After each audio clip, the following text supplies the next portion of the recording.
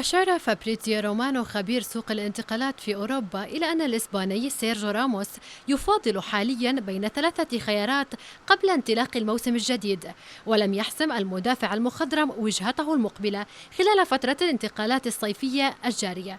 وأكد رومانو عبر حسابه الرسمي على تويتر أن راموس البالغ من العمر 37 عاما قد تلقى عرضا رسميا من نادي انتر ميامي الأمريكي، مضيفا أيضا أن هناك ناديين بالدوري السعودي أبديا رغبة قوية في ضم قائد ريال مدريد السابق.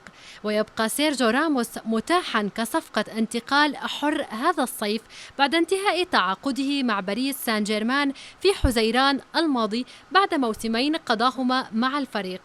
كما زعمت تقارير صحفية إيطالية بأن الأرجنتيني ماورو إيكاردي مهاجم باريس سان جيرمان يمكن أن يكون أحدث اللاعبين المنضمين للدوري السعودي. ولعب إيكاردي 30 عاما الموسم الماضي معارا من باريس سان جيرمان إلى غالاتا سراي، فسجل 22 هدفا في 24 مباراة ليسهم في استعادة النادي لقب الدوري التركي بعد غياب 3 مواسم. وذكرت صحيفة كوريري دي لا سيرا الإيطالية أن الشباب السعودي عرض على إيكاردي عقدا لمدة موسمين براتب سنوي 40 مليون يورو.